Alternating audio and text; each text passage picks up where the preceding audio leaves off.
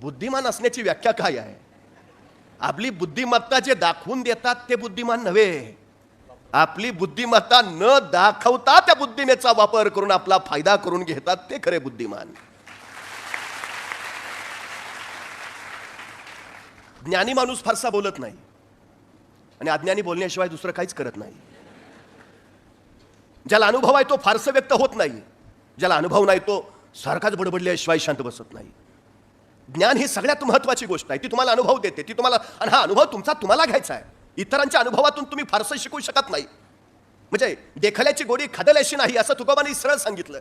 साखर बघून त्याचा अनुभव घेता येत नाही, ती चाखावीच लागते, खावीच लागते, त्यावेळी त्याची गोडी कळते. तुमच्या जीवनाचे अनुभव तुम्हाला घ्यावे लागतील, मग ते यशाचे असतील अपयशाचे असतील. हे अनुभव जोपर्यंत तुम्हाला येत नाही तोपर्यंत तुम्हाला ज्ञान मिळत नाही. आणि अनुभवाशिवायचं ज्ञान हे काही मात्र उपयोगाचं नाही. ही सगळ्यात महत्वाची गोष्ट आहे. पुस्तकी पांडित्य तुम्हाला फार काळ पुढे नेऊ नाही शकत. त्याला अनुभवाचंच ज्ञान हवं जे तुम्हाला सातत्यानं पुढे रेटत राहील. ही सगळ्यात महत्वाची गोष्ट आहे. त्यामुळे सगळ्यात महत्वाचा विषय, बुद्धिमान कोण?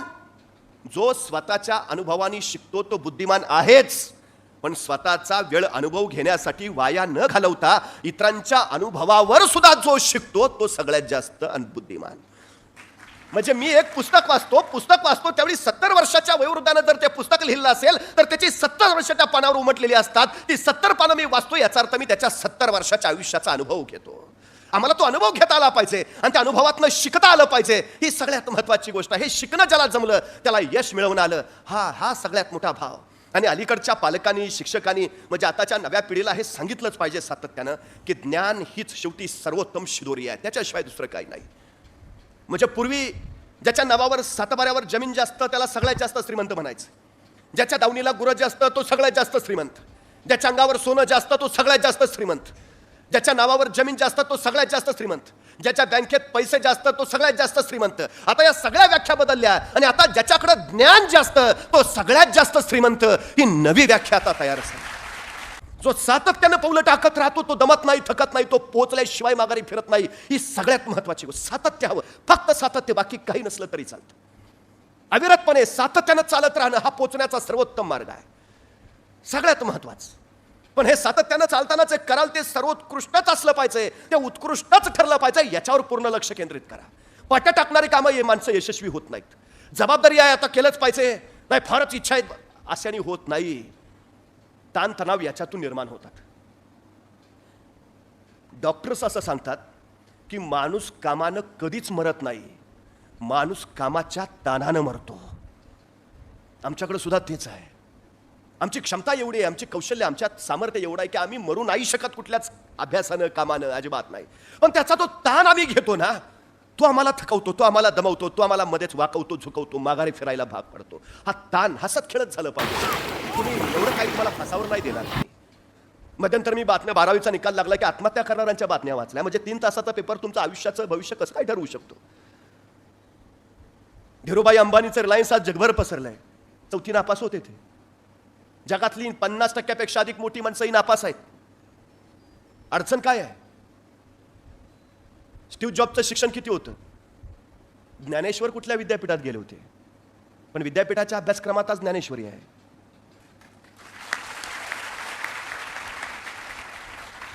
सचिन तेंडुलकर 12वीला इंग्रजीत नापास झाला होता, पण 12वीच्या इंग्रजीच्या पुस्तकात आज तेंडुलकरवर धडा आहे. एवढा धडा सुद्धा पुरेसा आहे. या जगात पूर्ण परिपक्व कुणीच नसतं. पण चूक झाली याचा अर्थ काही चुकलं असं नव्हे, सगळं गणित फसलं असं नव्हे. चालत राहता यायला पाहिजे, सातत्यानं पुढे झेपावता आलं पाहिजे. ही सगळ्यात महत्वाची गोष्ट आहे. तो ध्यास, तो ठामपणा, तो निर्धार, ती अभिव्यक्ती आणि त्याच्यासाठी करावा लागणारा संघर्ष, करावे लागणारे कष्ट, ही सगळ्यात मोठी गोष्ट आहे, सगळ्यात महत्वाची. आम्हाला ते करता आलं की बस. रात्री अपरात्री काही कधी विचारा. निरीक्षण असलं पाहिजे आमचं आजूबाजूचं. व्यक्तिमत्वाचा अर्थ काय आहे? तुम्ही कसे दिसता? नाही. तुम्ही काय पेहराव करता? नाही. मग तुम्ही बाहेरून कसे आहात याच्यावरनं तुमचं व्यक्तिमत्व ठरत नाही, तुम्ही आतून कसे आहात याच्यावरनं तुमचं व्यक्तिमत्व ठरतं. सगळ्यात महत्वाची गोष्ट आहे. मोटरसायकलच्या स्पर्धेमध्ये त्यांनी भाग घेतला. तो दरवर्षी पहिलाच यायचा, यावर्षी येणार निश्चितच होतं. आणि स्पर्धा सुरू झाली, बेभानपणे गाड्या पळवायला सुरुवात केली. पण अचानक पुढे ऍक्सिडेंट झाला. त्याचा एक स्पर्धक जखमी रक्ताळलेल्या अवस्थेत खाली पडला होता. त्यांनी स्वतःची गाडी थांबवली, त्या रक्ताळलेल्या मित्राला उचललं, दवाखान्यात पोहोचवलं आणि मग तो शर्यतीत सामील झाला. तो दुसरा तिसरा आला. संयोजकाने विचारलं, पहिला नंबर तुझा चुकला नाही, यावेळी काय झालं? तो म्हटला, माझा मित्र जखमी झाला होता, त्याला दवाखान्यात पोहोचवलं. तो तिथंच ठेवला असताना मी पहिला नंबर मिळवला असता तर माझ्या त्या क्रमांकाला काही अर्थ नव्हता. मला पहिला क्रमांक तेव्हा मिळाला ज्यावेळी मी त्याचा जीव वाचवला. पाशवी ध्येय नकोत. काही करायचं, कसंही करायचं, काही होऊ द्या, पण मी करणारच. मग चांगला वाईट मार्ग ते नाही बघणार, शॉर्टकट लॉंग कट अजिबात नाही. हे सगळं संवेदनाशील आयुष्य आम्हाला निर्माण करत हसत खेळत जगता आलं पाहिजे.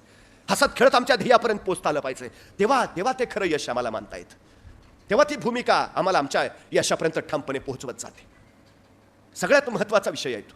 अभिमान बाळगायला हा शिका की आपल्यासारखं या जगात दुसरं कुणीच नाही. आहे का कुणी? कुणी उठून सांगावं माझ्यासारखा कुणीतरी आहे? अजिबात नाही. तो परमेश्वर एवढा प्रचंड मोठा कलाकार आहे, म्हणजे 125 कोटी लोकसंख्या या देशाची, पण या 125 कोटीत एक माणूस दुसऱ्यासारखा अजिबात नाही, अजिबात नाही. मग आपल्यासारखा कुणीच नाही याचा अभिमान का बाळगत नाही? तुमचे डोळे तुमचे, तुमच्यासारखे डोळे दुसऱ्या कुणाकडेच नाहीत. तुमचे चेहरेपट्टी तुमचे, तुमच्यासारखे चेहरेपट्टी दुसऱ्या कुणाकडेच नाही. अहो, तुम्ही एकमेवा द्वितीय आहात याचा अभिमान का बाळगत नाही? आम्ही न्यूनगंड बाळगतो. अपयशाचं सगळ्यात महत्वाचं कारण आहे, सगळ्यात महत्वाचं. ते बाळगू नका, अजिबात नका. मी सुरुवातीला सांगितलेलं, स्वतःचा पराभव तुम्ही स्वतः करणार, दुसरं कोणीच नाही.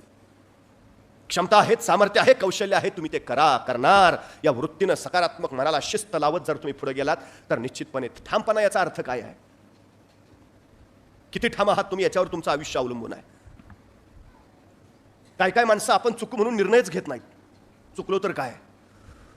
म्हणजे एका UPSCच्या विद्यार्थ्याला इंग्रजीबद्दल एवढा भयगंड होता की आपण अधिकारी झाल्यावर आपल्याला इंग्रजीतनं बोलावं लागेल म्हणून तो मुलाखतीलाच गेला नाही.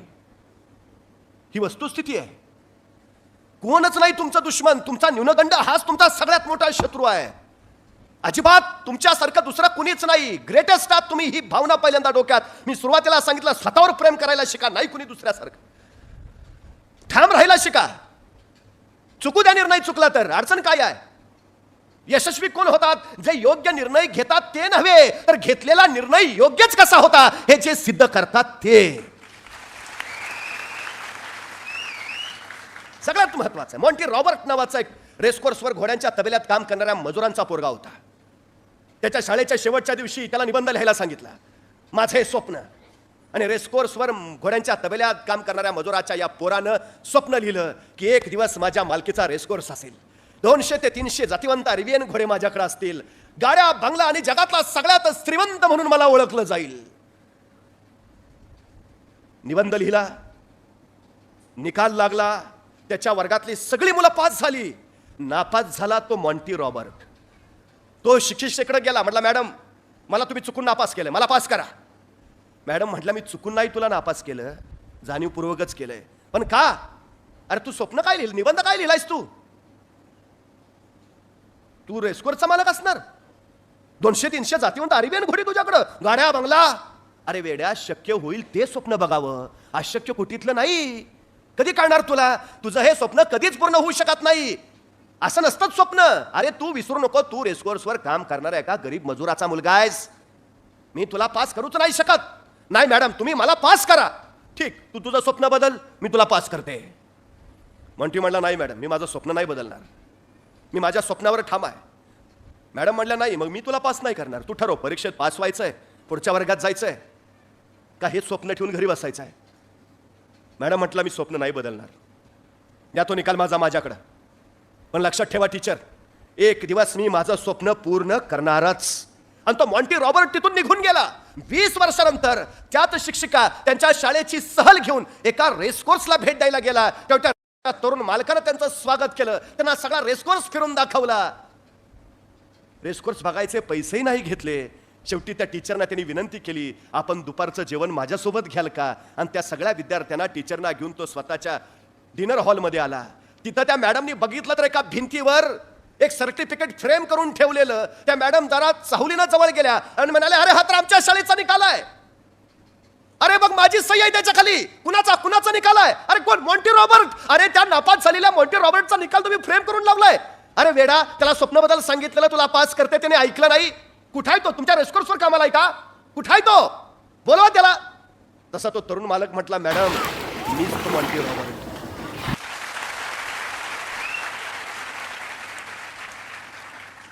आणि मॅडम मी माझं स्वप्न पूर्ण केलंय. मॅडम तुमच्या सांगण्यानुसार मी जर स्वप्न बदललं असतं तर शाळेच्या परीक्षेत मी पास झालो असतो, पण जीवनाच्या परीक्षेत मात्र नापास ठरलो असतो. त्यामुळे कुणी काहीही सांगू द्या, कुणी काहीही सल्ले देऊ द्या, ठाम राहा. जे ठरवलंय ना त्याच्यावर ठाम राहा. इतके भक्कम राहा की ते मिळवल्याशिवाय तुम्हाला दुसरा पर्यायच असणार नाही. इतके ठाम. तुमचा कृती ठाम हवी, तुमचा निर्णय ठाम हवा, तुमचा विचार ठाम हवा, तुमचा अभ्यास ठाम हवा, तुमचा व्यासंग ठामच असायला हवा. बस. ठामपणा कमावता येतो, ठामपणा मिळवता येतो. ठामपणा याचा अर्थ भावनेचं नियंत्रण. तो ठामपणा तुम्हाला कुठल्याही परिस्थितीत डळमळू देत नाही. तो ठामपणा तुम्हाला कच खाऊ देत नाही. तो ठामपणा तुम्हाला संघर्ष करायला तयार करतो. तो ठामपणा तुम्हाला धडका मारायला सांगतो. तो ठामपणा यश मिळवल्याशिवाय माघारी फिरायचं नाही हे सातत्यानं तुमच्या मनावर बिंबवतो. तो ठामपणा हाच तुमचं सगळ्यात मोठं यश ठरतो. ही सगळ्यात तो ठामपणा सगळ्यात महत्वाची गोष्ट आहे. पण अलीकडच्या पिढीत याचीच वानवा सगळ्यात जास्त दिसते. आम्ही ठामच नाही आहोत कशा बाबतीत, ही आमची सगळ्यात मोठी अडचण आहे. तो ठामपणा कमवा. ठामपणा विचारांच्या स्पष्टतेतून येतो आणि स्पष्टता अभ्यासातून तयार होते. अभ्यास हा व्यासंगानेच कमावता येतो आणि व्यासंग कष्टाच्या बळावरच मिळवता येतो. कष्ट संघर्ष ही सगळ्यात महत्वाची गोष्ट आहे. सगळ्यात महत्वाची. या जगात अशक्य काहीच नाही, काहीच नाही. सगळ्यात महत्वाची गोष्ट आहे. आणि या जगात सगळं अस्तित्वात आहे, फक्त आपल्याला माहिती नाही. ज्या दिवशी माहिती होतं त्यावेळी त्या गोष्टीचा शोध लागला असं आम्ही म्हणतो. हा विक्रम कुणीच मोडू शकत नाही, पण तो बनवण्याआधी तो अशक्यच होता. तो बनवला, मग तो मोडण्याचा विक्रम होतो. तो मोडण्याचा विक्रम होतो. मग जसं आत्ता ती रँक मिळाली, मला रँक आणखी वाढवून घ्यायची होती म्हणून मी परत स्पर्धेला बसले, परत परीक्षेला बसले. हे आपलेच विक्रम आपण वाढवत जातो, मोडत जातो. स्पर्धा जगातल्या दुसऱ्या कुठल्याच माणसाशी करू नका. तुलना आपली स्वतःची कुणाबरोबरही कधी करायला जाऊ नका. स्पर्धा करायची झाली तर ती स्वतःशीच करा. तुलना करायची झाली तर ती स्वतःशीच करा. दुसऱ्या माणसाला सोबत आणूच नका. जो माणूस स्वतःशी स्पर्धा करतो तो अधिकाधिक शिखर गाठतो. जो स्वतःशी तुलना करतो तो अधिकाधिक क्षमता कौशल्य मिळवत पुढे जातो. त्यामुळे जे असेल ते स्वतः, हा सगळ्यात मोठा भान आहे. ही सगळ्यात मोठी गोष्ट आहे.